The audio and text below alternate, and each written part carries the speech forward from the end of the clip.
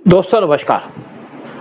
Pentagon US का जो defence ministry है उसने नाटो मेंबर से पूछा है कि अगर चाइना ताइवान पे अटैक करता है तो क्या आप हमारे साथ खड़े होंगे। एक उसने क्वेश्चन पूछा है क्योंकि चाइना की तरफ से ताइवान के ऊपर काफी एक्शन लिए जा रहे हैं। दो एयरक्राफ्ट कैरियर रिसेंटली ताइवान के आसपास थे चाइना के, और चाइना के नेवी के वारशिप्स उनके आसपास घूम रहे हैं, और ताइवान भी अपनी तरफ से तैयारी करके बैठा हुआ है। और दूसरी तरफ चाइना ने कहा कि अब 2027 तक ताइवान को ले लेंगे। इससे हड़कंप मचा हुआ यूएस के अंदर, लेकिन यूएस एक तरफ इन्वॉल्व था रशिया यूक्रेन वार के अंदर, दूसरी तरफ गल्फ के अंदर इन्वॉल्व था, यानी कि जो इसराइल और हमास का वार चल रहा था, उसके बाद ईरान और इसराइल के वार के अंदर इन्वॉल्व था। लेकिन अब दोबारा से लगता है कि यूएस की अटेंशन आई है चाइना की तरफ। एक तरफ तो ट्रंप की धमकी दी जा रही थी चाइना को, बाकी कंट्रियों को, कि वो उन पे टैरिफ लगा देगा। लेकिन अब ऐसा लगता है कि यूएस को समझ में आ गया कि चाइना सबका एनिमी है और चाइना ताइवान पे कब्जा कर सकता है। इसलिए एक मैसेज भेजा गया है पूरे नाटो कंट्रीज को कि क्या आप एक्शन लेंगे, क्या अपनी फोर्सेस को भेजेंगे अगर चाइना अटैक करता है ताइवान के ऊपर। तो इसके ऊपर बात करेंगे, इस इशू के ऊपर, कि किस किस कंट्री को उसने क्या कहा है। क्योंकि जो चाइना ने एक्शन लिया है ताइवान के ऊपर, उससे पूरा वर्ल्ड डिस्टर्ब भी है, और दूसरी तरफ यूएस अपनी अलग गेम खेल रहा है, टैरिफ की बात कर रहा है। ट्रंप का ध्यान पूरा टैरिफ के ऊपर लगा हुआ था, या किसी को कहना है कि मुझे आप पीस अवार्ड दे दो। पाकिस्तान से पीस अवार्ड ले लिया, इसराइल से पीस अवार्ड ले लिया। लेकिन अब यूएस को लगता है कि उसका ध्यान होगा ताइवान की तरफ या चाइना की तरफ, क्योंकि चाइना पूरी तैयारी कर रहा है इस टाइम पे कब्जा करने की ताइवान के ऊपर। और वैसे देखा जाए तो यूएस का डिफेंस बजट बहुत ज्यादा है, लेकिन लोग कहते हैं कि जो डिफेंस बजट है चाइना का, वो यूएस से भी ज्यादा है, क्योंकि उनका जो बजट है वो है युआन के अंदर, लोकल करेंसी के अंदर, और युआन की कीमत भी कम है। रशिया जो चाइना जो अपने इक्विपमेंट बनाता है वो बहुत सस्ते बनाता है। चाइना के पास इस टाइम पे 3 एयरक्राफ्ट कैरियर्स हैं, और 2035 तक चाइना बनाना चाहता है 7 एयरक्राफ्ट कैरियर। अमेरिका के पास सबसे ज्यादा एयरक्राफ्ट कैरियर है, यानी कि 11 एयरक्राफ्ट कैरियर है। और बाकी जितनी कंट्री है इंडिया को छोड़ करके, सबके पास ज्यादा कम से एक एयरक्राफ्ट कैरियर है, वो भी है आप फ्रांस के पास, और एक है आपके ब्रिटेन के पास। इंडिया के पास 2 एयरक्राफ्ट कैरियर है। तो जब पूछा गया तो इसी इशू पे बात करेंगे कि क्या वर्ल्ड की अटेंशन इस टाइम पे चाइना की तरफ आ रही है, क्योंकि जब वर्ल्ड की अटेंशन चाइना की तरफ आएगी तो इंडिया की इंपॉर्टेंस बढ़ेगी। और इसी इशू पे बात करने के लिए हमारे साथ बैठे हुए शंकर पानी जी, और इनके बोलने से पहले मैं आपसे कहूंगा कि आप मेरे चैनल को सब्सक्राइब कीजिएगा, वीडियो को शेयर कीजिएगा, और मेरे चैनल को प्रमोट कीजिएगा, ताकि मैं ऐसे वीडियो और बहुत अच्छे वीडियो आपको प्रेजेंट कर पाऊं। और शंकर पानी जी, आपको क्या लगता है कि इस टाइम पे नाटो कंट्रीज, जिनकी कमिटमेंट तो है यूएस के साथ, लेकिन क्या अपनी फोर्सेस भेजेंगी इस टाइम पे चाइना की तरफ? क्या चाइना से वार की तैयारी करने की बात करेंगी? क्योंकि एक तो वेस्टर्न कंट्री या नाटो कंट्री इतनी पावरफुल नहीं है आज की डेट में, अमेरिका को छोड़कर, और चाइना इस टाइम पे पावरफुल हो रहा है। क्या वो चाइना से दुश्मनी लेना चाहेंगी? क्योंकि चाइना बहुत सी चीजें वर्ल्ड के अंदर उनको कंट्रोल कर रहा है, जैसे रेयर अर्थ मटेरियल उसको कंट्रोल कर रहा है। इवन चाइना कंट्रोल करता है स्टील की प्रोडक्शन। इसलिए वर्ल्ड क्या चाइना के खिलाफ जाएगा, इसी पे बात करेंगे। और आप इसमें बताइए कि आप क्या सोचते हैं कि क्या ये जो नाटो कंट्रीज है वो चाइना को यूएस को सपोर्ट करेगी, या यूएस के साथ खड़ी होंगी? मजबूरी की बात अलग है। सर, ये डॉक्टर जयशंकर का जो ट्रिप हुआ है टू चाइना जस्ट नाउ, मेरे ख्याल से उनके लिस्ट के अंदर जो टॉपिक जो उन्होंने डिस्कस कर रहे हैं, this is one of the main issues. Again, Taiwan is a very important issue which they going to discuss, जिसके लिए आज चाइना को इंडिया की बैकिंग की जरूरत है। जो एशिया के अंदर, क्योंकि बाकी कंट्रीज के ऊपर भी वो कोशिश तो कर रहे हैं जाके। अभी अमेरिका के 2 बेस हैं, एक तो जापान में उनके आर्मी और उनका एयरफोर्स बैठा हुआ है, ऊपर से फिर Taiwan is definitely it's like a state of America. तो वो खोना तो नहीं चाहेंगे डेफिनेटली ताइवान के लिए, वो तो लास्ट मिनट तक वो अमेरिका लड़ता रहेगा। लेकिन सर, हमारे वहाँ ट्रंप महाशय जो बैठे हुए हैं, वो खुद कहते हैं यार कल क्या मेरा डिसीजन होगा मुझे खुद नहीं पता। वो हो सकता है, बेसिकली स्टेट्समैन है नहीं, is a businessman, smart guy. हो सकता है कहीं वो डील कर दे ताइवान के ऊपर for with some very lucrative offer for America. तो कोई भरोसा नहीं सर। तो एनीवे, अभी ऑस्ट्रेलिया ने भी देखिए उनको जरा ठेंगा दिखा दिया कि भैया हम तो फोर्सेस भेजेंगे नहीं कभी। कोई हमारे ऊपर कोई बनी हमारे ऊपर कोई अटैक हुआ तो then we will take care of it. तो अमेरिका अभी नाटो के साथ भी बोल रहा है, लेकिन नाटो के साथ रिलेशन खराब कर रहा है ये टैरिफ वॉर में।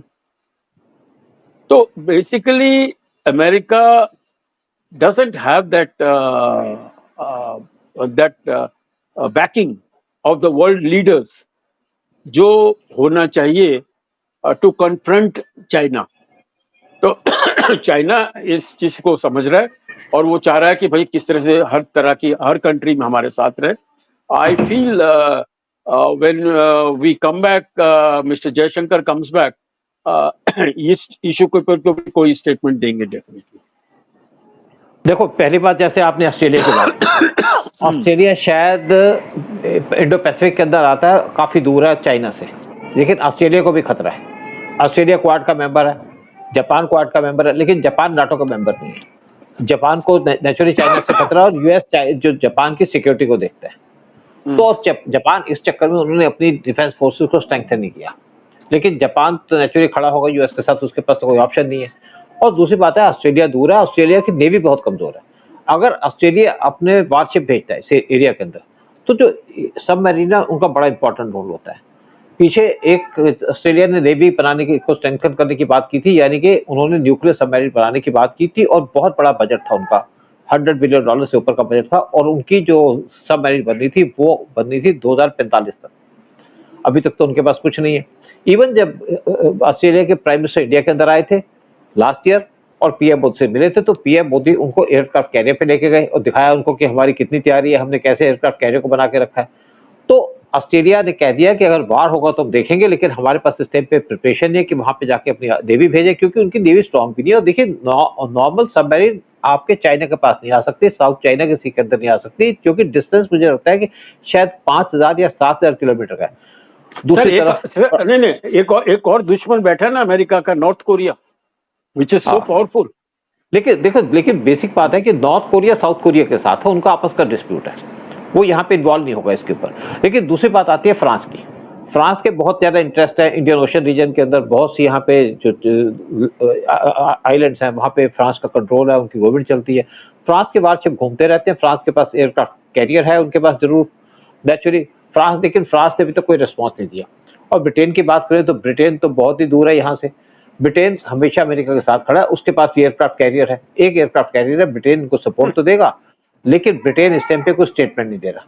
और जर्मनी तो वैसे भी कह दिया कि जर्मनी तो कोई रिस्पॉन्स नहीं दे रहा, क्योंकि जर्मनी इस टाइम पे अपने इश्यूज के अंदर इन्वॉल्व है, और जर्मनी चाइना को कन्फ्रंट नहीं करना चाहता। जैसे चाइना की इकोनॉमी बहुत बड़ी है, और चाइना इस टाइम पे स्टील को कंट्रोल करता है, साथ में जितने भी उनके पास आपके शिप कंटेनर्स हैं वो चाइनीज है, और साथ में चाइना रेयर अर्थ मटेरियल से सप्लाई करता है पूरे वर्ल्ड को। 90% रेयर अर्थ के मटेरियल चाइना कंट्रोल करता है, तो जर्मनी भी इस टाइम पे चुप है। लेकिन दूसरी तरफ एक बात आती है कनाडा की।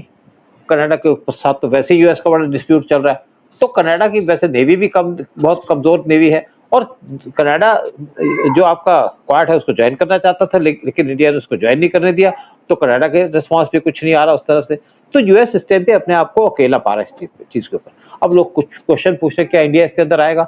कुछ लोग हैं जो सिक्योरिटी के कंसर्न रखते हैं अमेरिका के, उन्होंने इंडिया से कहा था कि आप भी ताइवान के इशू में इन्वॉल्व हो रहे हो, लेकिन इंडिया ने चुप रखा, क्योंकि ताइवान, देखिए यूएस की कमिटमेंट है ताइवान के ऊपर, उनकी सिक्योरिटी का इशू यूएस हैंडल करता है, हमारे पास रिस्पॉन्सिबिलिटी नहीं है, और हम किसी के लड़ाई में कूदने वाले नहीं है कि हम भी कहेंगे ताइवान को हम सपोर्ट करेंगे।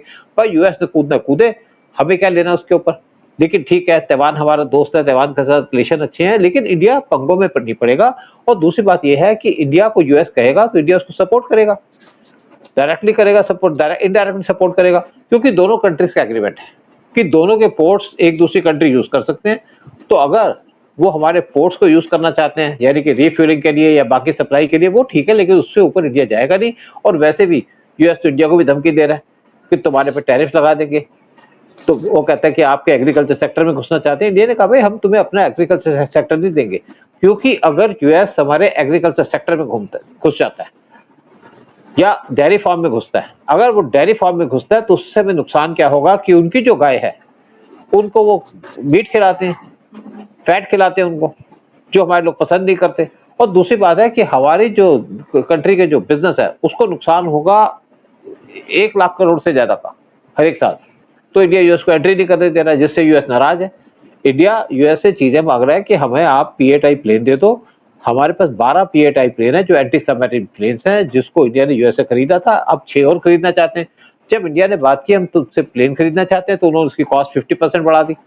और हमने उनसे MQ-9B की डील की थी $3.1 बिलियन की। आज तक उसको सप्लाई नहीं दिया गया।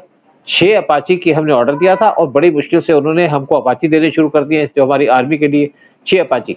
और साथ में उसके बाद हमने इनके साथ एग्रीमेंट किया था कि हमें इंजन दे दो, जीई के इंजन सप्लाई कर दो। जो हमारे एएमसी का प्रोग्राम है उसके ऊपर भी यूएस डिले करके बैठा है, जिससे हमारा एएमसी का प्रोग्राम डिस्टर्ब हो रहा है, यानी कि तेजस को बनाने का प्रोग्राम डिले हो रहा है। तो इंडिया भी अपने आप को रिजर्व करके बैठा है और इंडिया किसी भी तरीके से यूएस की डिमांड को मानेगा नहीं। ठीक है, हमारा तुमसे एग्रीमेंट है कि तुम हमारे पोर्ट्स को यूज करो, वहां तक दे देंगे, लेकिन किसी भी तरीके से हम चाइना के खिलाफ अपनी लैंड को यूज नहीं करने देंगे। इनडायरेक्ट सपोर्ट दे सकते हैं, लेकिन इंडिया डायरेक्ट सपोर्ट नहीं देगा। तो यूएस को अपनी पॉलिसी चेंज करनी पड़ेगी। अगर वो इंडिया से सपोर्ट चाहता है, इंडिया से डायरेक्ट सपोर्ट चाहता है, तो उसको अपने देखना पड़ेगा। अगर वो सर ये पाकिस्तान के साथ खड़ा होगा तो यूएस को हम सपोर्ट नहीं देंगे इस तरीके से। अच्छा, ये जो अमेरिका में बहुत ज्यादा शोर मच रहा है, wonderful great economic plan for India, बहुत काफी शोर मच रहा है कि भैया हम लोग तो ऐसा करेंगे कि जैसे इंडिया की लार टपकने लगेगी। भाई तो जब लाट anyway, टपकाओगे तो देखो उदय, एक बात मेरी बड़ी ख्याल रखना। ट्रम्प की आज स्टेटमेंट कुछ और होती है, नेक्स्ट डे कुछ और हो जाती है। कुछ और उसको खुद नहीं पता बेचारे को क्योंकि आज देखिए, आप एक कंट्री के प्रेसिडेंट हैं और एक सबसे बड़ी कंट्री के प्रेसिडेंट हैं, और आपकी रिलायबिलिटी खत्म हो चुकी है। आप कभी कहते हैं तुम्हारे पे 50% टैरिफ लगा देंगे, अभी नेटो के हमें थ्रेट है कि अगर आप रशिया से ऑयल लोगे तो तुम्हारे पे सैंक्शन लगा देंगे। अब दूसरी तरफ ट्रम्प कहता है कि हम आपको सपोर्ट करेंगे। देखिए, हमारा जो टैरिफ का इशू है उस पे इंडिया ने कहा कि जिस इशू पे एग्रीमेंट है उसको छोड़ दीजिएगा, लेकिन आपको ना तो एग्रीकल्चर सेक्टर में घुसने देंगे, ना आपको डेयरी सेक्टर में, क्योंकि इससे हमारे फार्मर्स की इनकम पे फर्क पड़ेगा। लेकिन इस चक्कर में हमारा जो डिस्कशन हो रही थी वो इस टाइम पे मतलब स्टैंडर्ड हो गई है, यानी कि आगे नहीं बढ़ रही। लेकिन इंडिया इस टाइम पे झुक नहीं रहा। इंडिया यूएस की बात मानने को तैयार नहीं है कि तुम्हें डेयरी भी दे देंगे, तुम्हें हम एग्रीकल्चर सेक्टर में घुसने देंगे, क्योंकि वो हमारे स्पेशल सेक्टर्स हैं। क्योंकि इस हमारे इंडिया के अंदर 80% जो लोग डिपेंडेंट है वो है एग्रीकल्चर के ऊपर। कैसे हम किसी दूसरी कंट्री को इसके अंदर घुसने दें? तो यूएस अगर कह रहा है कि हमारी लाल टपकेगी तो टपकाओ हमारी लाल। हमारे को एएमसी के इंजन तो हमारे को जो जीई के इंजन वो तो दे दो। और इस टाइम पे इंडिया दूसरी तरफ देख रहा है, एक हम जापान की तरफ देख रहे हैं कि हमको हमारे तेजस के लिए इंजन चाहिए, दूसरी तरफ हम रफाल के साफरान की तरफ देख रहे हैं फ्रांस के कि इंजन दे दो, तीसरा हम रशिया से बात कर रहे हैं कि इंजन दे दो। यूएस कहता है कि आपको हम आप हमसे F-35 प्लेन खरीद दो। इंडिया ने मना कर दिया, भाई तुम्हारे कागज के प्लेन नहीं खरीदेंगे। ये तो ठीक है, लेकिन जब तक अगर आप दोस्ती करना चाहते हो तो ढंग की दोस्ती कीजिएगा। और मुझे लगता है कि इंडिया किसी भी तरीके से यूएस को सपोर्ट नहीं करेगा तैवान के इशू पे, क्योंकि वहां पे हमारा इंटरेस्ट नहीं है। यूएस की कमिटमेंट है, यूएस की एक तरीके से पूरा झुकाव है कि उसको प्रोटेक्शन देनी है तैवान को, तो दो प्रोटेक्शन। हमारा तो कोई इशू नहीं है ना, हम क्यों तुम्हारे इश्यूज के अंदर पे टांग फंसाए, क्यों हम चाइना से पंगा ले? हम नहीं चाहते वार इंडिया लड़े चाइना के साथ या किसी और कंट्री के साथ। तो ये जो इशू है जिसके ऊपर मुझे लगता है कि यूएस सिस्टम पे फंस चुका है। यूएस को लगता है कि चाइना तैवान को टेक ओवर कर लेगा और उसके साथ कोई खड़ा भी नहीं है। सर एक चीज बताइए, ताइवान के साथ जो हमारे are they helping us on drones? उससे हमको चिप्स चाहिए होते हैं, वो हमको हेल्प कर रहा है, तो कोई दिक्कत की बात नहीं। तैवान से हमारा कोई इशू नहीं है। हमारे तैवान से डिप्लोमेटिक रिलेशंस नहीं है, क्योंकि हम अडॉप्ट कर रहे हैं वन चाइना पॉलिसी, यानी कि हमारे चाइना के साथ डिप्लोमेटिक रिलेशंस है, तो तैवान के साथ नहीं है। लेकिन वहां पे हमारी ट्रेड डेलीगेशन है, ट्रेड रिलेशंस है उनके साथ, और तैवान हमारे साथ खड़ा है, अच्छा दोस्त है हमारा, हर एक इशू पे हमें रिजॉल्व करता है, हमें हर एक इशू में हेल्प करता है और हम भी उनको हेल्प करते हैं। लेकिन हमारे उनके साथ डिप्लोमेटिक रिलेशंस नहीं है, क्योंकि हमने अडॉप्ट किया है वन चाइना पॉलिसी, यानी कि चाइना के साथ हमारे डिप्लोमेटिक रिलेशंस है, तो हम तैवान के साथ डिप्लोमेटिक रिलेशंस को अडॉप्ट नहीं कर सकते या चला नहीं सकते। लेकिन तैवान के साथ रिलेशंस हमारे एक्सीलेंट है और हम ये भी सपोर्ट करेंगे तैवान को। लेकिन दूसरी बात है कि हमारी कमिटमेंट तो नहीं है, क्योंकि कमिटमेंट है यूएस की। यूएस सिक्योरिटी देखता है तैवान की, यूएस एक्सप्लॉइट करता है तैवान को, तो यूएस देखे उसको। हम क्यों तुम्हारे पंगे के अंदर पड़ करके अपने आप को इन्वॉल्व करें चाइना के साथ? देखिए, चाइना हमारा दुश्मन है, मान लिया, लेकिन हम चाइना के साथ दुश्मनी एक स्टेज तक रखेंगे, अपने बॉर्डर इश्यूज तक रखेंगे। चाइना हम पे अटैक करता है तो उनके ट्रेड बंद कर देंगे, यानी कि इंडियन ओशन से उनके जो शिप पास करते हैं उनको रोक लेंगे। लेकिन अदरवाइज हम चाइना के खिलाफ कोई एक्शन क्यों ले? चाइना ने पाकिस्तान को सपोर्ट किया डायरेक्टली, इंडिया भी जानता है। लेकिन चाइना वार में कूदा तो नहीं। इवन आप देखिए जब 62 का वार तुम्हारा चाइना के साथ था, 65 के वार में चाइना ने पार्टिसिपेट नहीं किया क्योंकि उसको उस टाइम पे डर था रशिया से। इवन 71 वार में चाइना ने पार्टिसिपेट नहीं किया क्योंकि उसको रशिया से डर था। कारगिल हुआ तब भी चाइना चुप था। और अब जब ऑपरेशन सिंदूर हुआ तो चाइनीज आर्मी तो बीच में नहीं आई ना, उन्होंने पाकिस्तान को इनडायरेक्ट सपोर्ट दिया। उससे हम चाइना को ये तो नहीं कह सकते कि तुम्हारे दुश्मन हो। तो इनडायरेक्ट सपोर्ट तो हम भी देंगे, यूएस को भी देंगे, ताइवान को भी देंगे, लेकिन डायरेक्टली हम इन्वॉल्व नहीं होंगे। जो अगर यूएस चाहता है कि इंडिया इसके अंदर जंप करे, इंडिया इस वार के अंदर जंप नहीं करेगा। और अगर आज यूएस को चिंता है ताइवान की, तो पहले हमसे दोस्ती तो मजबूत करो, हमारी रिक्वायरमेंट तो पूरी करो, ठीक है। ओके, लेकिन यस, हो, चलो यहीं पे हम खत्म करते हैं इस बात को, ठीक है। जय भारत, ओके सर, जय श्री राम, जय श्री राम, जय हिंद सर, जय जय भारत। हिंद। अच्छा